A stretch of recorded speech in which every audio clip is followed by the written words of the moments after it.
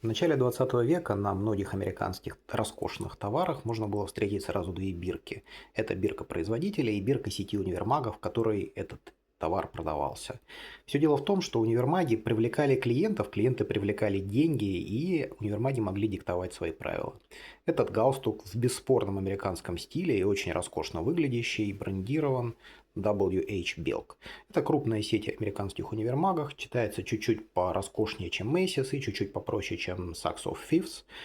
Ну и это золотая пора его существования. Позднее, с появлением интернета, роль универмагов в розничной торговле уменьшилась, ценность модных брендов снова возросла, и теперь многие из модных домов 10 раз подумают перед тем, как помещать на свои товары бирки с указанием универмага.